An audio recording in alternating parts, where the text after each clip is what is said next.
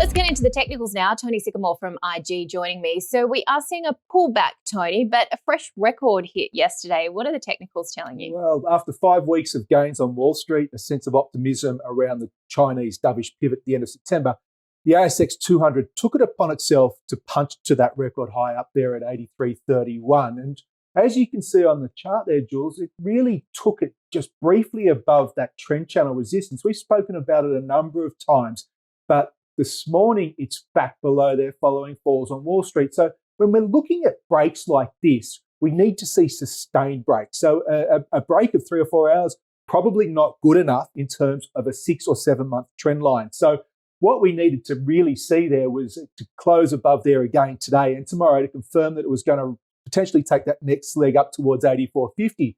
But what we've seen this morning is return to the safety of that trend channel.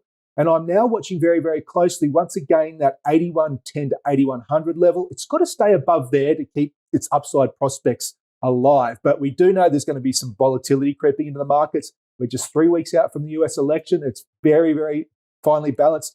A lot can happen between now and then. Absolutely. And one thing we're continuing to monitor is the greenback ahead of that. What does all this mean for our dollar as well? And we've got jobs data out tomorrow. A 20-month high. Yeah. Less than 2.5 weeks ago, 69.42. I think we're all packing our bags and heading off to the US, but right here, right now, we're back around 67 cents. And that's due to the fact that Donald Trump's prospects have certainly improved. We're back to, the lead which Kamala gained after the September 11 presidential debate, September 10, has certainly faded. Of course, we're seeing better data, robust non-farm payrolls, firmer CPI. It's all given the US dollar a boost. And then, of course, the prospect of that Chinese fiscal stimulus, there's still markets out there that want to see evidence of that. I know we keep pushing back the timeline, but the Aussie dollar certainly wants to see more evidence, as does stocks like mineral resources. I mean, you've still got 14% of that register sitting short. So there's people out there that believe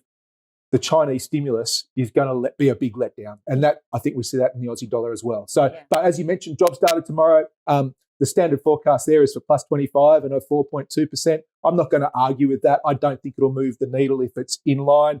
Certainly a weaker number, then we can start to talk about RBA rate cuts before year end. I still think it's a chance.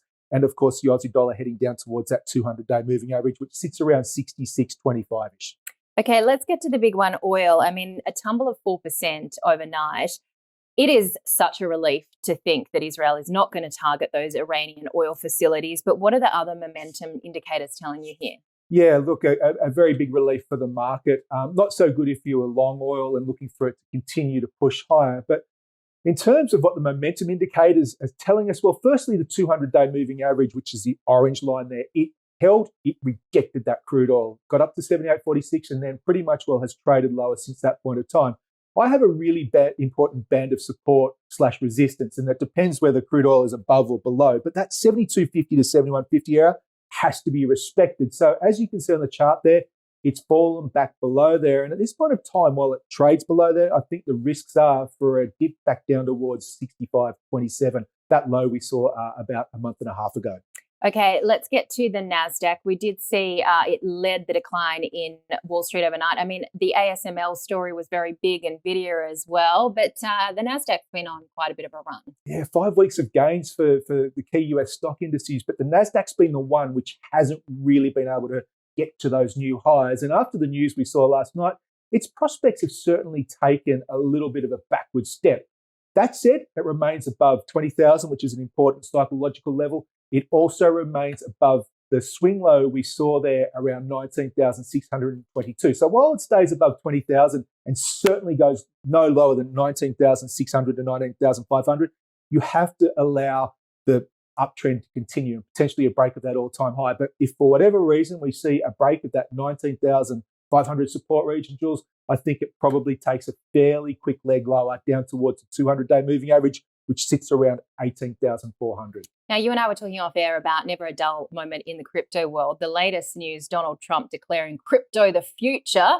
I mean, there's been some big moves. There has been some big moves. And look, it's really had a very interesting session overnight. We've spoken many times about this trend channel resistance coming from the March high, and there was some big sell orders up there last night, and it rejected it.